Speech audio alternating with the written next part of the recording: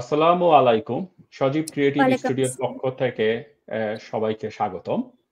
আজকে আমাদের আলোচনার মূল বিষয়বস্তু হচ্ছে পলিসিস্টিক ওভারি সিনড্রোম নিয়ে। এবং এই পলিসিস্টিক ওভারি সিনড্রোমটা একটা খুবই গুরুত্বপূর্ণ বিষয়, কারণ আপনারা যদি দেখেন বিভিন্ন গবেষণার পত্রে পলিসিস্টিক ওভারি আমাদের ওমেন হেলথে একটা বড় ইম্প্যাক্ট তৈরি করে, যেটা গবেষণাপত্রে দেখা গিয়েছে বিভিন্ন রেঞ্জে যে প্রিভ্যালেন্স রেট 12.5% থেকে প্রায় 31%, এবং যেটা ইনফার্টিলিটি পেশেন্টরা যারা সমস্যায় ভুগছেন তাদের ক্ষেত্রে এই পলিসিস্টিক ওভারি সিনড্রোমটা অনেক বেশি। সো আমি মনে করি এটা একটা খুবই গুরুত্বপূর্ণ আলোচনা, এবং আমাদের সাথে যুক্ত আছেন ডক্টর শ্রদ্ধা নিবেদিতা। তিনি একাধারে একজন গাইনিকোলজিস্ট এবং ইনফার্টিলিটি বিশেষজ্ঞ। তো আমরা আজকে আমাদের পডকাস্টের মাধ্যমে উনি যে অভিজ্ঞতা, এই অভিজ্ঞতা শেয়ার করবে, এবং আমি মনে করি দর্শকরা বা যারা এই পেশেন্ট আছেন তারা তাদের জন্য একটা বড় ভূমিকা পালন করবে তার এই সাইটটা। So welcome doctor Nivedita at Shajib Creative Studio. Thank you for joining in our podcast. Thank you, Sajib creative studio for inviting me. আমি আপনাদের সাথে যুক্ত হতে পেরে খুবই আনন্দিত, এবং আমি সকল দর্শকদেরকে আমার পক্ষ থেকে শুভেচ্ছা এবং শুভকামনা জানাচ্ছি। Thank you doctor Nivedita. তো আজকে আমাদের পডকাস্টের যেই মূল বিষয়বস্তু হচ্ছে, আমি আবার বলছি, পলিসিস্টিক ওভারি সিনড্রোম, এবং ডক্টর নিবেদিতা আমাদের সাথে যুক্ত আছেন। এবং আমরা যদি পডকাস্টের এখন মূল পর্বে আগে যদি আমাদের একটু দর্শকদের মাঝে আপনি যদি একটু তুলে ধরেন এই যে পলিসিস্টিক ওভারি সিনড্রোমটা, এটা যে কমন যে সিমটম গুলো আছে এবং কিভাবে অন্যান্য ডিজিজের থাকে এই জিনিসটাকে পেশেন্টরা ডিস্টিংগুইশ করতে পারে। তো এই সম্বন্ধে একটা যদি আপনি আপনার অভিজ্ঞতাটাকে দর্শকদের মাঝে শেয়ার করেন প্লিজ। আচ্ছা, ধন্যবাদ। পলিসিস্টিক ওভারিয়ান সিনড্রোম এটি বর্তমানে আমাদের গাইনোকোলজি অথবা আমরা যারা বন্ধ্যাত্ব নিয়ে কাজ করি আমাদের জন্য এটা খুবই কমন একটা প্রবলেম। এবং এই ধরনের এই সমস্যাটা, এবং যদিও এটা একটা মেডিকেল টার্মিনোলজি, কিন্তু অনেক সাধারণ মানুষই এই টার্মটার সাথে, এই শব্দটার সাথে অনেক পরিচিত হয়ে গিয়েছেন। এই সমস্যাটাতে এটার নাম হচ্ছে polycystic ovarian disease or polycystic ovarian syndrome. এখানে পলিসিস্টিক বলতে যেটা বোঝায় যে ওভারি হচ্ছে ডিম্বাশয়, আর সিস্ট হচ্ছে যে ছোট ছোট পানির থলি।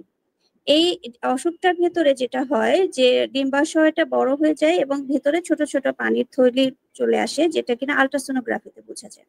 এবং এই আল্ট্রাসোনোগ্রাফিক ফাইন্ডিংসটার নিয়ে আল্ট্রাসোনোগ্রাফিতে যে ছবিটা পাওয়া যায় সেইটার নাম অনুযায়ী অসুখটার নামকরণ করা হয়। এখন কেন এই পানির থলিগুলো আসে বা ডিম্বাশয়টা কেন বড় হয়ে যায় এই প্রসঙ্গে আমরা পরে আসবো। আর এখানে আমরা যদি সিমটম বলি পেশেন্টের, যে রোগীরা সাধারণত আসে যে প্রথম কথায় তাদের মাসিক অনিয়মিত হয়ে যায়, অথবা হচ্ছে যে মাসিক একেবারেই হয় না। অনেক পেশেন্ট আসে দেখা যায় যে প্রথমে আস্তে আস্তে অনিয়মিত হয়ে পরে দীর্ঘদিন মাসিক বন্ধ থাকে, অথবা ওষুধ না খেলে মাসিক হচ্ছে না, এরকম সমস্যা। প্রথম সমস্যাটাই এটা। হ্যাঁ, আমাদের মেডিকেল ভাষায় যেটাকে আমরা অলিগোমেনোরিয়া অথবা অ্যামেনোরিয়া বলি। অলিগো মানে কম, আর অ্যামেনোরিয়া মানে হচ্ছে না, মাসিক হচ্ছে না, মেনোরিয়া মানে মাসিক। এখন আর দ্বিতীয় সিমটম যেমন হচ্ছে হঠাৎ করে দেখা যায় যে ওজন বেড়ে যায়। তারপরে হচ্ছে শরীরে বিভিন্ন ধরনের পুরুষ হরমোনের আধিক্য অথবা পুরুষ হরমোনের সক্রিয়তা বেড়ে যাওয়ার কারণে যে বিভিন্ন রকম যে শরীরে অবাঞ্ছিত লোম অথবা ব্রণ এগুলো তৈরি হয়। হ্যাঁ, এবং সবচেয়ে সর্বোপরি যেটা পরবর্তীতে যারা বিবাহিত মেয়েরা তারা হচ্ছে বন্ধ্যাত্বর সমস্যা নিয়ে আসে। এই ধরনের সমস্যাগুলোই আমরা বেশি পেয়ে থাকি। Thank you doctor Nivedita. চমৎকারভাবে আমাদের এই যে মেনলি পলিসিস্টিক ওভারি সিনড্রোমের যে সিমটম এবং এগুলো নিয়ে নিয়ে যে আমাদের পেশেন্টরা বিভিন্ন সমস্যায় ভোগে সেটা একটু সহজভাবে আপনি তুলে ধরার জন্য, এবং আমি মনে করি যে এর মাধ্যমে অনেকেই উপকৃত হবে। এখন আমি যেটা বলতে চাচ্ছি সেটা হচ্ছে যে অনেক সময় যেটা গবেষণাপত্রে আমি দেখেছি যে অনেক কম বয়সী মেয়েদেরও পলিসিস্টিক ওভারি সিনড্রোমের দেখা দেয়। তো সেই ক্ষেত্রে অনেক সময় অনেকে যেটা মানে ডক্টরের কাছে যান, এবং ওষুধের কোনো বিকল্প কোনো ব্যবস্থা আছে নাকি, যেটার মাধ্যমে জি, যে কম বয়সী যারা পেশেন্টরা আপনাদের কাছে আসে তাদেরকে একটা লাইফস্টাইল ম্যানেজের মাধ্যমে যে কোনোভাবে এটাকে প্রতিরোধ করা যায় নাকি, সেই বিষয়ে যদি আপনি একটু তুলে ধরেন। জি, ধন্যবাদ। এটা একটি খুবই গুরুত্বপূর্ণ প্রশ্ন। আসলে পলিসিস্টিক ওভারিয়ান সিনড্রোমটা কিন্তু শুরু হয় অল্প বয়স থেকেই। হ্যাঁ? আমাদের এখন অ্যাকচুয়ালি লাইফস্টাইলের চেঞ্জের জন্য আমাদের সেডেন্টারি মানে আমরা সবসময় দেখা যায় বসে থেকে কাজ করি। আগে বাচ্চাদের যেরকম আমাদের খেলাধুলা, মাঠে-ঘাটে বাচ্চাদের খেলাধুলার একটা জায়গা ছিল। এখন আমরা কিন্তু অনেক ক্ষেত্রেই বাচ্চাদের পড়াশোনা, তারপরে হচ্ছে কোচিং, স্কুল, কলেজ ইত্যাদির জন্য বাচ্চারা সবসময় বসে থাকে। অথবা ফাস্ট ফুড, চকলেট ইত্যাদি এই ধরনের বিভিন্ন রকম ডায়েটারি হ্যাবিটের জন্য বাচ্চাদের কিন্তু ছোটবেলা থেকেই পলিসিস্টিক এবং অনেক ক্ষেত্রে দেখা যায় মাসিক শুরু হওয়ার আগে থেকেই কিন্তু তাদের পলিসিস্টিক ওভারির প্রবণতা দেখা যেতে পারে। এবং আমরা স্কুলে গেলে দেখব যে অনেক বাচ্চাদেরই এখন হেভি ওয়েট, ওভারওয়েট বাচ্চা আছে। তারা হচ্ছে স্কুলে টিফিন টাইমে বিভিন্ন রকম ফাস্ট ফুড হচ্ছে খাচ্ছে ইত্যাদি সমস্যা তো রয়েছেই। এবং সবসময় তারা বসে বসে পড়াশোনা করছে, বাইরে খেলাধুলা করতে যাচ্ছে না। তাদের সময়টা আর সবচেয়ে সর্বোপরি হচ্ছে মোবাইল ফোন। মোবাইলে বিভিন্নভাবে তারা হচ্ছে অ্যাডিক্টেড হয়ে যাচ্ছে। এই সমস্ত কারণের জন্য দেখা যায় যে তাদের অনেক অল্প বয়স থেকেই ওয়েট গেইন হচ্ছে। তাদের লাইফস্টাইলের দেখা যায় যে মাসিকটাও আস্তে আস্তে অনিয়ম হয়ে যাচ্ছে। এবং এই সমস্ত বাচ্চাদেরও দেখা যায় যে ধীরে ধীরে তাদের পলিসিস্টিক ওভারিয়ান সিনড্রোমটা তাদের ভেতরে এই প্রবণতা তৈরি হচ্ছে। সেই জন্য আমি যেগুলো কারণগুলো কিন্তু বলে ফেলেছি অলরেডি। সুতরাং এই সমস্ত কারণগুলো যদি আমরা ঠেকাতে পারি, তার মানে হচ্ছে আমরা যদি আরো পিছনে সরে যেতে পারি, আমরা আমাদের যখন ছোটবেলাটাকে আমরা যদি আবার ফিরে পেতে পারি, যে সময় আমাদের খেলাধুলা ছিল, বড় মাঠে আমরা খেলতাম। হ্যাঁ, বাচ্চাদের সারাটা সময় খালি পড়ার টেবিলে না কাটিয়ে তাদের জীবনে খেলাধুলাটাকে ফিরিয়ে এনে এবং তাদের খাওয়া-দাওয়াটা হচ্ছে ব্যালেন্স ডায়েট, হ্যাঁ? যে ফাস্ট ফুডের দিকে না ঝুঁকে বিভিন্ন রকম ফ্রুটস, শাকসবজি এবং ফাইবার কন্টেইনিং ডায়েট যেগুলোতে ওজন বাড়বে না। এই ধরনের খাবারগুলো এবং হচ্ছে পড়াশোনার পাশাপাশি আমি সবচেয়ে বড় যেটাকে যে ব্যায়াম এবং খেলাধুলা এই জিনিসটাকে কিন্তু আমি বারবার গুরুত্ব দেওয়ার চেষ্টা করছি। এইভাবে কিন্তু আমরা পলিসিস্টিক ওভারি হওয়া থেকেও বাঁচতে পারি এবং যাদের অলরেডি পলিসিস্টিক হয়ে গিয়েছে তাদেরও কিন্তু যে এরকম লাইফস্টাইল যদি তারা পায় তাহলে ওষুধের উপর আসলে নির্ভর কোনোদিন হতেই হবে না। আসলে পলিসিস্টিক ওভারি হয়তো তৈরিই হবে না। এবং এইরকম লাইফস্টাইলটা আমরা যদি তাদেরকে বুঝাতে পারি, মা, বাবা এবং বাচ্চা সবাইকেই যদি বুঝাতে পারি, তাহলে হচ্ছে পলিসিস্টিক ওভারির এই প্রবণতা বা সমস্যা থেকে কিন্তু অনেকটাই বের হয়ে আসা যাবে।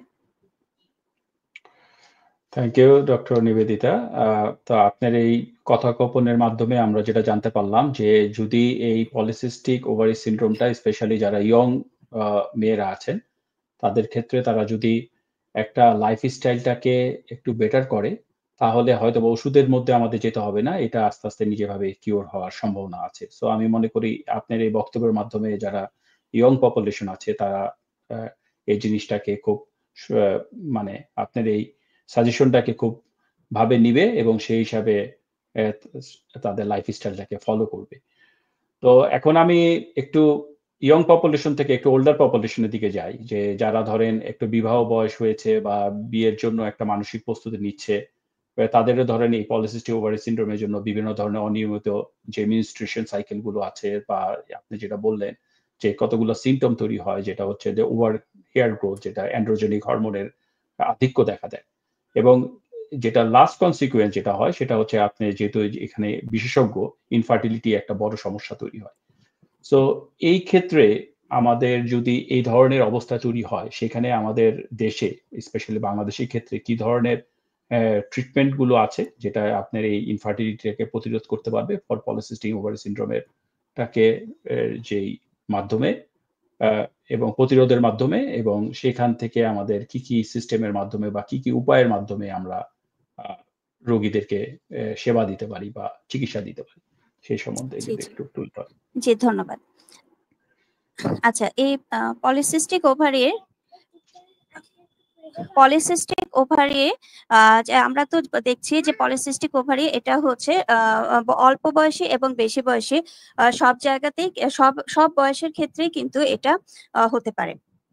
এখন যেসব যাদের হচ্ছে যে মাসিক অনিয়মিত হয় এবং হচ্ছে যারা দেখা যাচ্ছে যে প্রথম থেকে অল্প বয়স থেকেই যাদের পলিসিস্টিক ওভারি সিনড্রোমের মতো সিমটম থাকে, তাদের কিন্তু আমাদের সবচেয়ে প্রথম কথা, আমাদের বাবা মাকে সবার আগে সচেতন হতে হবে যে তাদের সন্তানদের যে হঠাৎ করে হয়তো ওয়েট গেইন হচ্ছে, মাসিক নিয়মিত হচ্ছে না, এই জিনিসটাকে কিন্তু প্রথম থেকেই কিন্তু গুরুত্ব সহকারে তাদেরকে আর কি বুঝতে হবে এবং এটাকে কোনোভাবে অবহেলা করা যাবে না।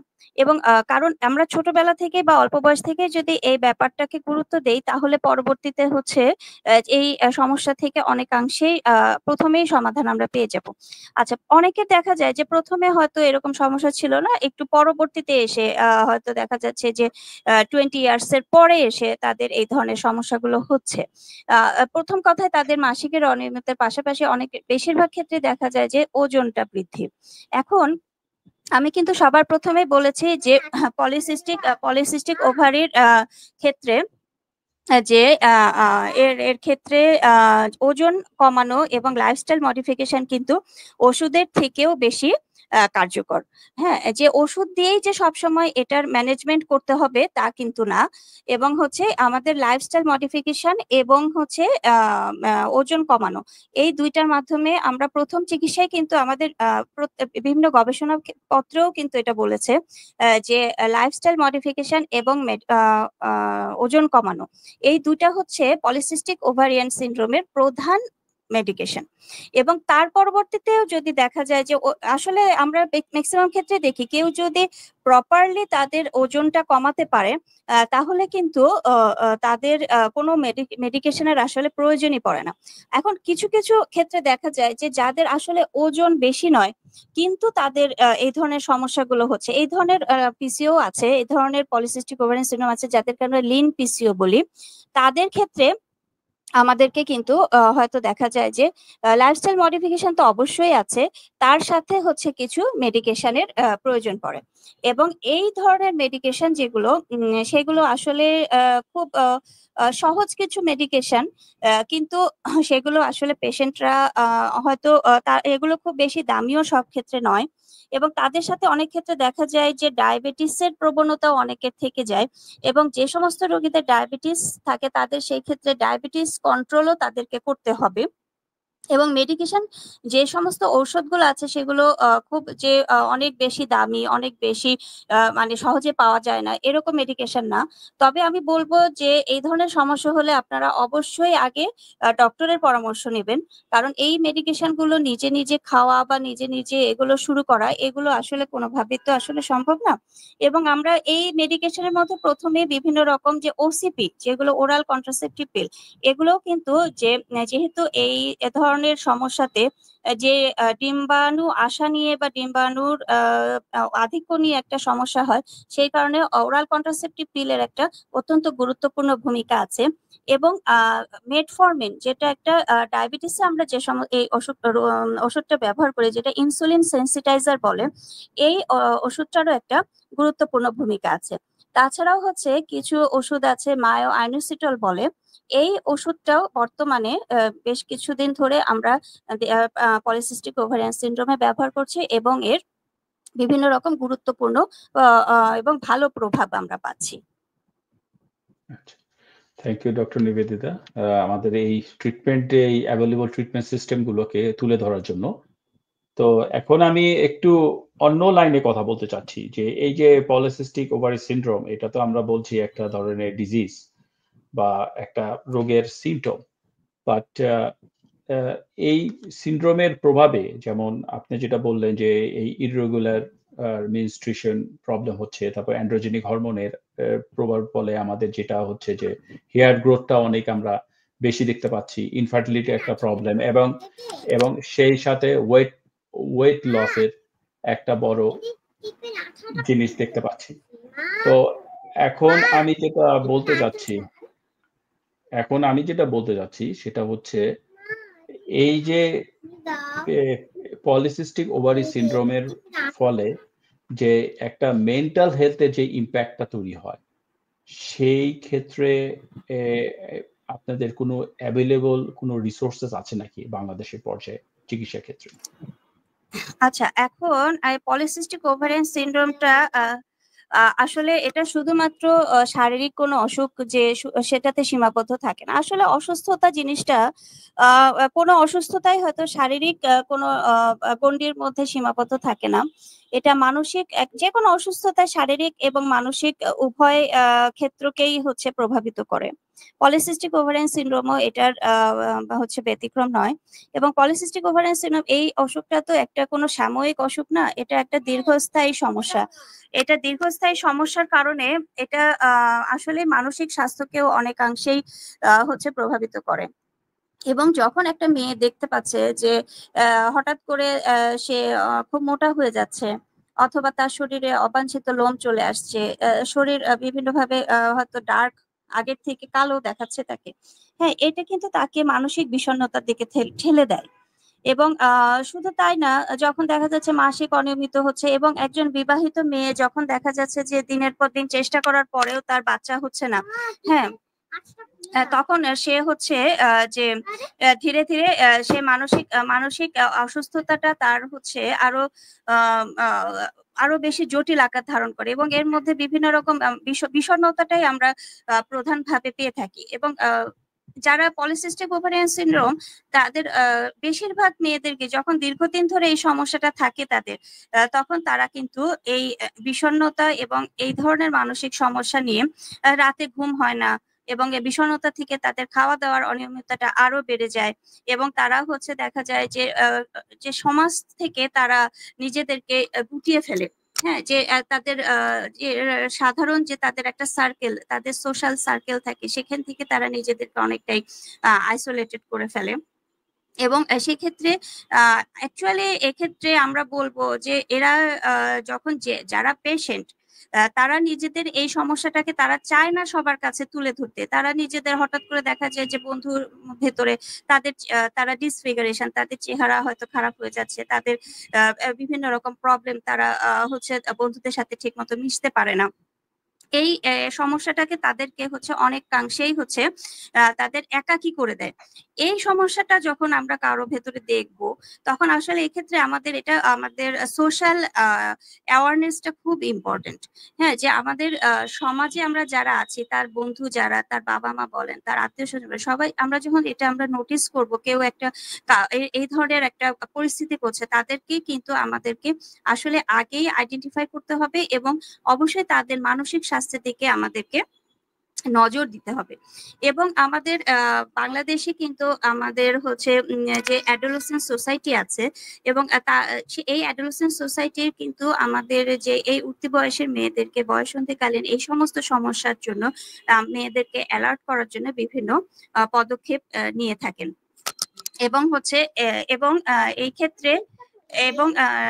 ক্ষেত্রে আমরা সবাই হচ্ছে যে এক্ষেত্রে আমরা সবাই আমাদেরকে অ্যালার্ট থাকতে হবে সব সময়ের জন্য, যে আমরা যাতে সবাই এই যারা এই ধরনের সমস্যাতে আছে, তাদেরকে আমরা যেন কখনোই তাদের এই সমস্যাটা যেন কখনোই আমাদেরকে আমরা অবহেলার চোখে না দেখি, এবং শুধুমাত্র অবহেলার জন্য যেন তাদের এই সমস্যাটা যাতে আরো বড় আকার ধারণ না করে, সেই ক্ষেত্রে আমাদের এই দায়িত্বটা আমার শুধু একজনের না, শুধু বাবা মা, শুধু ভাই বোন তা না, এটা আমাদের সমাজের সবার, এবং এটা সবাইকে আমাদের এইভাবে এগিয়ে আসতে হবে। থ্যাংক ইউ ডক্টর নিবেদিতা, আপনার ইনসাইট তুলে ধরার জন্য, যে আমাদের মেন্টাল হেলথ, যে পিকো, যে আমাদের পলিসিস্টিক ওভারি সিনড্রোম, এবং এর সাথে যে আমাদের একটা মেন্টাল হেলথের সাথে যে সংশ্লিষ্টতা রয়েছে, এবং এই যে বিভিন্ন অ্যাডলসেন্ট হেলথের মাধ্যমে আমরা এর সহযোগিতা পেতে পারি, এবং ডক্টর এবং পেশেন্টদের নিবিড় একটা সম্পর্ক তৈরির মাধ্যমে সেই অ্যাংজাইটি থেকে আমরা বের হয়ে আসতে পারি, সেই জিনিসটাকে আপনি তুলে ধরার জন্য। এখন আমি একটু অন্যভাবে কথা বলতে চাচ্ছি, প্রায় আমাদের পডকাস্টের প্রায় শেষের দিকে। তো যেহেতু আমি বিদেশে থাকি, এবং আমি অ্যাজ এ সাইটোলজি হিসেবে কাজ করার ফলে আমিও ফার্টিলিটি ক্লিনিকেও আমি কাজ করার সুযোগ ছিল এই বিদেশে। সো এখানে আমি যেটা দেখেছি, যেহেতু আমাদের দেশে অনেকেই এখন যুগের চাহিদা অনুযায়ী অনেকে ধরেন জব লাইনে তাদের কেরিয়ার চিন্তা করতেছে এবং দেরিতে বিয়ে শাদী করতেছে। তো বিদেশের এই কেরিয়ার ভিত্তিকের জন্য অনেকে এগ ফ্রিজিং করে, এই ধরনের অ্যাডভান্স ট্রিটমেন্ট এখানে আছে। এবং দেখা যায় যে যারা দেরিতে বিয়ে করে, সেখানে তখন ওই ফ্রিজিং সেই আছে বা স্পার্ম যে জিনিসগুলো আছে সেখান থেকে তারা পরে ফার্টিলাইজেশন প্রক্রিয়াটা তৈরি নেওয়া হয়। সো জি এখন আমাদের দেশে যুগের আপনি অ্যাজ এ ইনফার্টিলিটি বিশেষজ্ঞ হিসাবে আমাদের দেশে এখন কি ধরনের লেটেস্ট ট্রিটমেন্ট গুলো আছে যারা ধরেন এই ধরনের মন মানসিকতা তৈরি করে এবং যারা ধরেন রিয়েলি ইনফার্টিলিটির সমস্যায় ভুগছে তাদের জন্য লেটেস্ট অ্যাডভান্স কি ট্রিটমেন্ট আছে? জি আসলে পলিসিস্টিক ওভারিয়ান সিনড্রোমে আমাদের এগ ফ্রিজিং এর ব্যাপারটা সবচেয়ে প্রথমে আসে হচ্ছে তাদের জন্যই যাদের এগের ঘাটতি থাকে। হ্যাঁ, যে যাদের হয়তো আসলে যারা অনেক দেরি করে বিয়ে করতে চায় তারা আগে থেকে এগ ফ্রিজিং এর ব্যাপারটা এটা হচ্ছে যাদের আমরা বলি যে ডিমিনিশড ওভারিয়ান রিজার্ভ, হ্যাঁ, যাদের বা আগে থেকেই হয়তো দেখা যাচ্ছে যে ওভারিতে ডিমের ঘাটতি তাদের ক্ষেত্রে এগ রিজার্ভের একটা ব্যাপার থাকে। পলিসিস্টিক ওভারিয়ান সিনড্রোমে আসলে আমি কিন্তু আগেই বলেছি যে এটা যে এমন কোনো ডিজিজ না যেটা বাইরে থেকে বোঝা যায় না বা একেবারে না বুঝে আসলে অসুখটা হয়ে গেল, এরকম কিছু না। সেই জন্য যারা বিয়ে করতে দেরি করে যায় এটা আসলে বিয়েও কোনো পলিসিস্টিক ওভারিয়ান সিনড্রোমের কোনো সমাধান নয়। লাইফস্টাইল মডিফিকেশন, মেডিকেশন প্লাস ডায়েটের হ্যাবিট ইত্যাদির মাধ্যমে এই পলিসিস্টিক ওভারিয়ান সিনড্রোমের হাত থেকে রক্ষাও পাওয়া যায় এবং কন্ট্রোলও করা যায়। সেই জন্য আসলে যারা অনেক বেশি বয়সে বিয়ে করতে চাচ্ছেন তাদের ক্ষেত্রে এগ ফ্রিজিং অবশ্যই একটা পন্থা, এটা আমি তো বলবোই। কিন্তু আসলে পলিসিস্টিক ওভারিয়ান সিনড্রোমের ক্ষেত্রে এগ ফ্রিজিং এর আসলে খুব যাদের পলিসিস্টিক ওভারিয়ান যারা আসলেই ভুগছেন তাদের জন্য এগ ফ্রিজিংটা খুব বেশি আসলে কার্যকর কোনো চিকিৎসা নয়। এবং কিন্তু পলিসিস্টিক ওভারিয়ানের জন্য অনেক ক্ষেত্রে যেটা হয় যে ডিমগুলো বড় হতে চায় না। আমরা যখন তাদের চিকিৎসা করি, যারা ইনফার্টিলিটি নিয়ে আসেন, বন্ধ্যাত্বর সমস্যা নিয়ে আসেন, তাদের ক্ষেত্রে ম্যাক্সিমাম ক্ষেত্রে দেখা যায় কি যে ডিমগুলো বড় হতে চায় না, সেই জন্য এবং তাদের বিভিন্ন মেডিকেশনের পরেও দেখা যায় যে ডিমগুলো যে ডিম্বাশয়ের থেকে একটা নির্দিষ্ট পরিমাণ বড় না হলে পরে সেখান থেকে ডিম্বস্ফুটন ঘটে না, ওভুলেশন হয় না। এবং সেই জন্য যখন বড় হতে চায় না তখন দেখা যায় যে এটার বিভিন্ন পদ্ধতি ট্রিটমেন্টের ভেতরে ১ নাম্বার হচ্ছে ল্যাপারোস্কোপিক ওভারিয়ান ড্রিলিং। এটা হচ্ছে একটা ট্রিটমেন্ট যখন দেখা যায় ডিম্বাশয়টা একটা নির্দিষ্ট মাত্রা পর্যন্ত বড় হয়ে যাচ্ছে, বিভিন্ন মেডিকেশন দিয়েও সেখানে ডিমটা আমরা বড় করতে পারছি না, সেই ক্ষেত্রে ল্যাপারোস্কোপি একটা পদ্ধতি। এবং ল্যাপারোস্কোপি পদ্ধতির পরে আমরা আবার মেডিকেশন দেই। এবং তার পাশাপাশি আরেকটা পদ্ধতি হচ্ছে সেটা হচ্ছে আইভিএফ, হ্যাঁ, যে ইনভিট্রো ফার্টিলাইজেশন, যে ওরাল মেডিকেশন অথবা হচ্ছে বিভিন্ন ইনজেক্টেবল দিয়েও যখন ডিম আসে না তখন হচ্ছে ওভারিটাকে সাপ্রেস করে আবার ইনজেক্টেবল হচ্ছে ওভারিয়ান স্টিমুলেশন দিয়ে ডিমটা বড় করে তারপরে সেই ডিমটাকে সংগ্রহ করে বাইরে হচ্ছে যেটা ফার্টিলাইজেশন ঘটানোটাই হচ্ছে আইভিএফ। এটা একটা মানে প্রচলিত আমাদের দেশে অবশ্যই প্রচলিত পদ্ধতি, মানে খুব রেগুলার পদ্ধতি না হলেও এটা হচ্ছে অবশ্যই পলিসিস্টিক ওভারিয়ান সিনড্রোমের একটা হচ্ছে যাদের resistant ovarian syndrome, polycystic ovarian syndrome, যাদের হচ্ছে মেডিকেশনে কাজ হচ্ছে না এবং তাদের বয়স বেড়ে যাচ্ছে, তাদের বাচ্চা হচ্ছে না, আমরা বিভিন্ন মানে বেশ লম্বা সময় ধরে যারা চিকিৎসা নিচ্ছেন সমস্ত ধরনের মেডিকেল ট্রিটমেন্ট যখন ফেইলিওর হয়ে যায় তখন কিন্তু আসলে আইভিএফ পদ্ধতিতে যেতে হয়। এবং এই পলিসিস্টিক আমরা যে সমস্ত আইভিএফ ক্যান্ডিডেটদের মধ্যে আসলে পলিসিস্টিক ওভারিয়ান সিনড্রোমদের সাকসেস রেট ভালো। অন্য বিভিন্ন যাদের হচ্ছে ওভারিয়ান রিজার্ভ কম অথবা মেল ফ্যাক্টর অথবা এই ধরনের পেশেন্ট যাদের থাকে অথবা ইউটেরাইন ফ্যাক্টর, তাদের তুলনায় যাদের পলিসিস্টিক ওভারিয়ান সিনড্রোম তাদের কিন্তু আসলে আইভিএফ পদ্ধতিতে গর্ভধারণের পার্সেন্টেজটা বেশি। এবং তাদের ক্ষেত্রে এবং অবশ্যই তারা যদি মানে পরে বাচ্চা নিতে চান তাদের ক্ষেত্রে এগ যদি ফ্রিজ করে রাখে তাদের কিন্তু যখন আমরা স্টিমুলেশন দেই পরবর্তীতে প্রচুর এগ আসে এবং তাদের হচ্ছে ফ্রিজ করে রাখার বেলায় যে কম এগ আসছে এরকম সাধারণত হয় না, যে ফ্রিজ করার জন্য তাদের যথেষ্ট সারপ্লাস এগ পাওয়া যায়।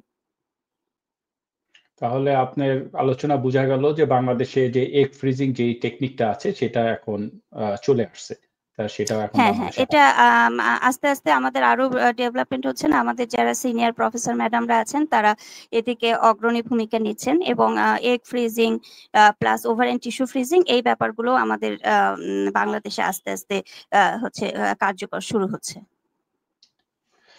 তো থ্যাংক ইউ ডক্টর নিবেদিতা আমাদের সাথে যুক্ত হয়ে আপনার যে এই পলিসিস্টিক ওভারি সিনড্রোম এবং এর সাথে যে বিভিন্ন ধরনের উপসর্গ এবং তাদের যে সমাধানগুলো আপনি তুলে ধরার জন্য।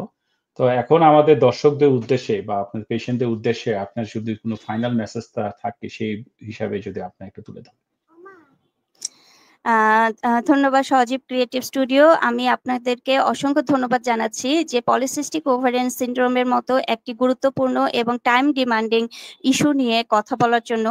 আমি দর্শকদেরকে বলবো যে পলিসিস্টিক ওভারিয়ান সিনড্রোম যদি কারো হয় তাহলে এটা নিয়ে সচেতন হতে হবে, কোনো আতঙ্কিত হওয়ার কিছু নাই। এটা একটা এন্ডোক্রাইনোপ্যাথি, একটা হচ্ছে হরমোন রিলেটেড ডিজিজ, এবং এই ধরনের সমস্যা যদি দেখেন যে আপনার যে বাচ্চা মেয়েটি সেটা হঠাৎ করে তার ওজন বেড়ে যাচ্ছে অথবা হচ্ছে তার মাসিকের সমস্যা হচ্ছে, এই ধরনের সমস্যা যদি হয় অবশ্যই তাকে হ্যাঁ এটা ঠিক হয়ে যাবে এটা অবহেলা না করে, এই ধরনের কথা না বলে তাকে অবশ্যই ডক্টরের পরামর্শ নিতে হবে। এবং আমরা অসুখ হয়ে যাওয়ার থেকে অসুখ সূত্রপাতে যদি আমরা সেটা ধরতে পারি, মানে প্রতিরোধ করা, এবং বাচ্চাদেরকে আমরা বলবো যে লাইফস্টাইল মডিফিকেশন এবং খাদ্য তালিকা পরিবর্তনের মাধ্যমে এই ধরনের সমস্যা থেকে আমরা সহজেই রক্ষা পেতে পারি এবং ভবিষ্যৎ আরো সুন্দর হতে পারে। পলিসিস্টিক ওভারিয়ানকে সিনড্রোমকে ভয় না পেয়ে বরং এটা প্রতিরোধ করার জন্য আমাদের সবাইকে এগিয়ে আসা উচিত। ধন্যবাদ সবাইকে। থ্যাংক ইউ ডক্টর নিবেদিতা, চমৎকারভাবে আপনার উপদেশমূলক জিনিসগুলো তুলে ধরার জন্য।